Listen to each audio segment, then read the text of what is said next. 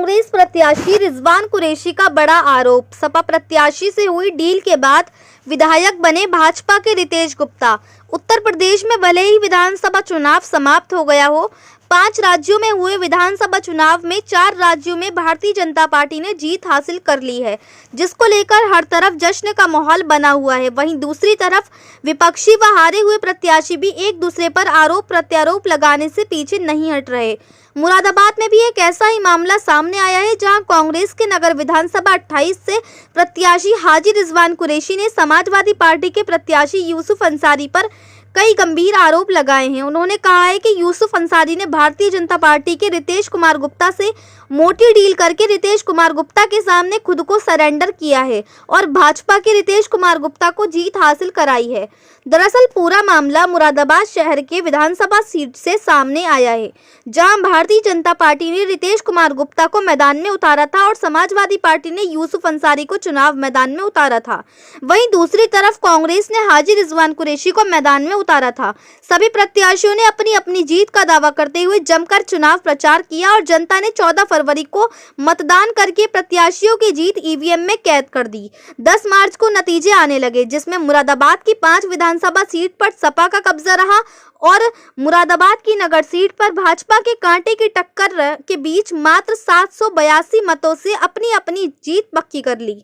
वहीं सपा प्रत्याशी यूसुफ अंसारी ने मीडिया के सामने ये तक कह डाला कि इस हार को लेकर वे कोर्ट का दरवाजा खटखटाएंगे और न्याय की गुहार लगाएंगे। वहीं हाजी यूसुफ अंसारी ने अपनी हार का जवाब देते हुए शहर विधानसभा सीट से चुनाव लड़ रहे कुछ प्रत्याशियों पर गंभीर आरोप भी लगाए हैं। यह आरोप कांग्रेस के प्रत्याशी शहर सीट से उम्मीदवार हाजी रिजवान को रास नहीं आया और उन्होंने शनिवार को प्रेस वार्ता कर मीडिया के सामने अपनी बातें रखी।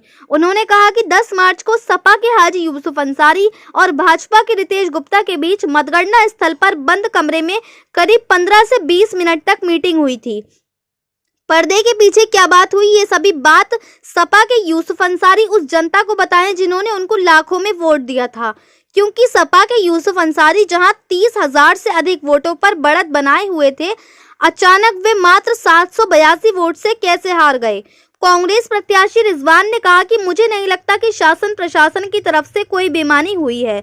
मुझे लगता है कि यूसुफ अंसारी ने रितेश गुप्ता के आगे खुद सरेंडर किया है और खुद हारे हैं, मोटी रकम लेकर डील की है। उन्होंने कहा कि ये भी पता चला है कि यूसुफ अंसारी जो मामले हैं जिसमें उन्हें क्लीन चिट मिलेगी और दूसरी शर्त ये रहे कि मदरसे का जो विवाद है उसके मुकदमे वापस होंगे। इन्हीं शर्तों के साथ यूसुफ अंसारी ने रितेश गुप्ता को जितवाया है। इसके अलावा क्या डील हुई है वो रितेश गुप्ता या यूसुफ अंसारी बता सकते हैं। मुरादाबाद से परवेज अंसारी की रिपोर्ट। भाई सबसे पहले तो ये चुनाव के बाद में आपसे मुलाकात नहीं हुई थी, इस बहाने आपसे मुलाकात हो गई, सबके दर्शन हो गए। मतलब की बात करोगे यार। बहरहाल शुरुआत में एक शेर से करता हूँ, मेरा बड़ा पसंदीदा शेर है, मेरे भाई अहमद साहब इसे गुनगुनाते हैं अक्सर। कभी मक्कार कहता है, कभी अय्यार कहता है, कभी मक्कार कहता है, कभी अय्यार कहता है, जसारत देखिए उसकी सरे बाजार कहता है, जसारत देखिए उसकी सरे बाजार कहता है। इससे ज़्यादा बेहयाई क्या होगी, इससे ज़्यादा बेहयाई क्या होगी। जो खुद कौम का गद्दार है वो मुझे गद्दार कहता है। आज का आपका बुलाने का मकसद, कल से कुछ चीज़ें, कुछ बातें हवाओं में तैर रही हैं। मुझसे ज़्यादा बेहतर आप सब लोगों को जानकारी होगी, क्योंकि मुझे भी आप ही जैसे भाइयों से जानकारी हुई कि जब काउंटिंग चल रही थी, काउंटिंग के दौरान जब रितेश गुप्ता जी को विजयी प्रत्याशी घोषित कर दिया गया था, उसके बाद घोषित नहीं किया गया था, बल्कि वर्बली किया गया था, ऑफिशियली घोषित नहीं किया गया था। हमारे बुज़ुर्ग, हमारे मोहतरम हाजी यूसुफ अंसारी साहब उस वक्त वहाँ तशरीफ़ फरमा थे। मैं चूँकि पहले आ गया था, मैं उस मीटिंग में मौजूद नहीं था, मगर जैसा मुझे जानकारी हुई कि करीब 15 मिनट, 15 से 20 मिनट उनकी मीटिंग हमारे शहर विधायक रितेश गुप्ता जी के साथ हुई। उस मीटिंग में तन्हाई में पर्दे के पीछे क्या बातें हुई, 1,46,000 लोगों ने उन पर भरोसा किया, उन्हें वोट दिया, तो कम से कम उनकी जिम्मेदारी बनती है उन 1,46,000 लोगों को जिम्मेदारी से बताएं कि पर्दे के पीछे उनकी क्या बातें हुई। इस बात का जवाब उनसे वो 1,46,000 लोग मांगते हैं। उन्हें जवाब देना चाहिए कि ऐसी क्या पर्देदारी है कि उन्होंने अभी तक ये बयान भी नहीं दिया कि मुझे कोर्ट में जाना चाहिए, जैसे वो अपने आप को बेचारा साबित कर रहे हैं कि उन्हें बेईमानी से हराया गया है। मुझे नहीं लगता कहीं कोई शासन प्रशासन की तरफ से बेईमानी हुई, क्योंकि लगभग 4 बजे तक मैं भी वहाँ रहा हूँ। उनका बार बार ये कहना है, ये तर्क है कि शुरू में हम 33,000 वोटों से आगे चल रहे थे, उसके बाद एकदम से 700 कुछ वोटों से हरा दिया गया। तो शुरू में कुछ इलाके ऐसे थे जहाँ से उन्हें वोट निकल रहा था, उसके बाद लाइन पार, बुद्धि विहार, मिलन विहार, वो इलाके जब खुलने शुरू हुए तो उनकी जो बढ़त थी वो वापसी होनी शुरू हो गई। तो मुझे नहीं लगता कहीं कोई बेईमानी हुई। अब वो एक तरफ बेनिफिट भी ले लिया उन्होंने जो लेना था, और दूसरी तरफ वो बेचारगी भी साबित कर रहे हैं अपनी जनता के सामने कि हमारे साथ बेईमानी हुई है। बेनिफिट 15 मिनट जो अकेले में तन्हाई में उनकी बात हुई, तो क्या बेनिफिट तय हुए, पर्दे के पीछे क्या बात हुई, ये तो रितेश गुप्ता जी बता सकते हैं या यूसुफ अंसारी साहब बता सकते हैं। मैं खुलासा ये करूँगा जो मेरी जानकारी में, मेरे संज्ञान में बातें आई हैं।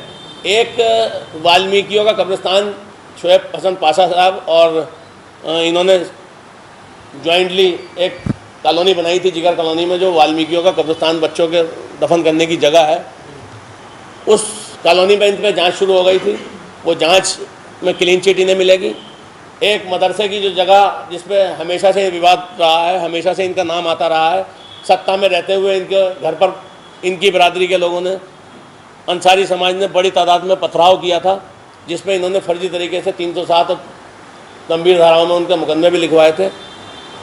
वो मुकदमे में क्लीन चिट इनकी तय हुई है। इसके अलावा क्या डीलिंग हुई है, ये 2 चीज़ें तो मेरे संज्ञान में आई हैं उड़ते उड़ते। उसके अलावा क्या डीलिंग हुई है वो रितेश गुप्ता जी बता सकते हैं या यूसुफ अंसारी साहब बता सकते हैं। यूसुफ अंसारी साहब ने तो कल अपना बयान दे दिया कि हम कोर्ट में जाएंगे।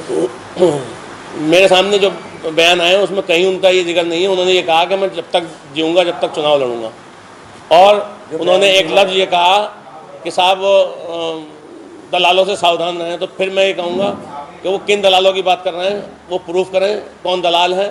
अगर दलाल हैं तो उन्हें सामने लाएं, और अगर वो किसी को गलत उंगली, क्योंकि उंगली उठाना, इल्ज़ाम लगाना बहुत आसान है। अगर वो किसी को इल्ज़ाम लगाना है, चाहे मैं हूँ चाहे कोई और हो, तो उसे साबित करें।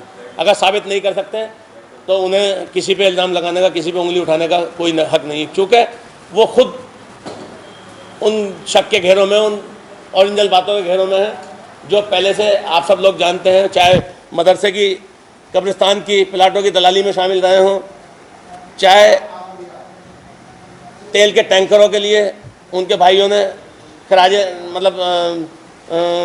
किराज वसूलने की बात कही हो, जिसके आधार पर उनके घर पे पुलिस भी गई थी, आपको याद होगा 2013 या 14 में। बिल्कुल, ये शोएब हसन पाशा हैं जो उनके चीफ इलेक्शन एजेंट भी थे। वो उस प्रकरण में शामिल है जो वाल्मीकि समाज की जो कब्रिस्तान है जिगर कॉलोनी में। आप चाहें तो वो मैं दिखा सकता हूँ। वहाँ इन्होंने कॉलोनी बनाई थी, उस कॉलोनी की जांच चल रही है। उस जांच पे क्लीन चिट लेने के लिए इनकी डीलिंग हुई है। दूसरा भाई, मेरी जानकारी में जो आया है तो बंद कमरे में रितेश जी थे और शोएब हसन पाशा थे और यूसुफ भाई। अभी आपने कहा कि चाहे मैं हूँ या कोई और हो, इशारा आपकी तरफ, क्या मानते हैं कि आपका तरफ से? भाई उन्होंने ये कहा ना कि दलालों से सावधान रहिए। 2 दलाल भी थे जिन्होंने 2,500 और 5,000 वोट लिए। तो क्या इशारा था, वो क्लियर स्पष्ट करें इस चीज़ को, और स्पष्ट करें और उस प्रूफ के साथ स्पष्ट करें, क्योंकि उनके प्रूफ मौजूद हैं, पूरे ज़िले में मौजूद है कि उन्होंने 8 करोड़ रुपए की दलाली कब्रिस्तान की जगह में खाई थी। एक अस्पताल की जगह उन्होंने बेच खाई है जो यूसुफ कॉलोनी में उन्होंने छोड़ी थी। तो ये उनके आधार हैं, उनके बेईमानी के सबूत हैं। मेरा अगर कहीं बेईमानी का सबूत है तो वो उसका सबूत पेश करें। मैं रिजवान कुरैशी आप सब लोगों के साथ सामने आप सब लोगों को जिम्मेदार मानते हुए मैं इस मंच से आपको ऐलान करता हूं, अगर वो ये साबित कर देंगे कि मेरी कहीं बेईमानी है, मेरी कहीं दलाली साबित कर दें, तो मैं उस दिन सियासत छोड़ दूंगा। और रहा सवाल जिन वोटों के दम पर वो कूद रहे हैं, वो मुसलमानों को बड़ी जिम्मेदारी से कहूँगा, मुसलमानों को बरगलाकर भारतीय जनता पार्टी योगी जी का भय दिखाकर जो मुसलमानों से वोट लिया गया है, उसका भी उन्हें अंदाज़ा हो गया होगा कितना वोट उन्हें मिला है। उस वोट का अंदाज़ा आने वाले 6 या 7 महीने के बाद मेयर का चुनाव में आपके चैनल के माध्यम से उन्हें चैलेंज करता हूं कि वो निर्दलीय मेरे सामने चुनाव लड़ें, मैं भी निर्दलीय लड़ता हूं, वो भी चुनाव निर्दलीय लड़ें। उसके बाद तय हो जाएगा, जनता किसे फैसला करती है उसके बाद तय हो जाएगा। तो कहीं ना कहीं पैसे की डीलिंग नहीं हो रही। भाई मैं उस डीलिंग में मौजूद नहीं था। आपका सारा पैसे की रखते बिल्कुल हुई है, क्या पैसे की डीलिंग है? मुझे नहीं पता है। डीलिंग इसलिए हुई, रितेश गुप्ता जी 700 कुछ वोटों से जीत रहे थे, ये वहाँ कपड़े फाड़ने की तैयारी कर रहे थे जैसा लोगों ने बताया, इन्हीं के लोगों ने बताया, मुझे नहीं मालूम था। ये वहाँ फैलने की तैयारी में थे, तो कहीं ना कहीं बातचीत हुई उनकी आपस में 15 मिनट बैठ के, तो 15 से 20 मिनट मुझे बताया गया कि तन्हाई में अलग कमरे में इन्हें बैठने का मौका प्रशासन ने दिया। तो ऐसा नहीं, ऐसा क्या है जिसकी पर्देदारी है जिसे छुपाया जा रहा, क्यों नहीं करते? मेरी मैं आपको बताऊं, मैंने सुबह रितेश जी से भी फ़ोन किया था, रितेश जी हंस रहे थे और उन्होंने ये कहा कि नहीं ऐसी कोई बात नहीं, वो मुझे बधाई देने कमरे में आए थे। ये रितेश जी के बयान मुझसे हैं। तो ऐसी बधाई कौन सी थी जो बंद कमरे में दी जा रही थी? आपके बयान का ये मतलब निकाला जा सकता है, क्या मुकदमों पर डर दिखा के रितेश जी ने सेटिंग लगाई है या इनको मुकदमों पर डर था अखिलेश अंसारी को तो इन्होंने सेटिंग लगाई? देखिए दोनों ही बातें हैं, कहीं ना कहीं उन्होंने मुकदमों का डर भी दिखाया होगा और इन्हें चूँकि इनके अंदर छेद इतने हैं, सुराग इतने हैं, उन सुरागों को ढकने के लिए इन्हें उनकी बात माननी पड़ी होगी। यार आप बताइए, जिस वक्त वहाँ से निकले हैं ये 700 कितने वोटों से ये हारे हैं, जो 1,46,000 वोट लाके 786 या 782 वोटों से हार जाए, हालांकि मैं बदकिस्मत समझता हूँ इस लहर के बाद भी अगर चुनाव हार गए तो इनसे ज़्यादा बदकिस्मती किसी की नहीं हो सकती। जहाँ पब्लिक ने किसी को गिना ही नहीं, उसके बाद भी अगर ये चुनाव हार गए तो इनसे ज़्यादा बदकिस्मत इंसान मैं नहीं समझता किसी को। मगर उसके बाद भी सुबह से आप जब देखेंगे, आप लोग भी वहाँ काउंटिंग में मौजूद रहे, सुबह से इनकी हालत ऐसी थी कि ना किसी से बात कर रहे थे, ना किसी से हंस के बोल रहे थे। और वहाँ से निकलने के बाद में 700 कुछ वोटों से हारने के बाद में इनके चेहरे पे ऐसी जीत का जश्न था कि जैसे इन्होंने सरकार बना ली हो। तो कहीं ना कहीं कुछ ना कुछ तो पर्देदारी है जिसको छुपाने की तैयारी है।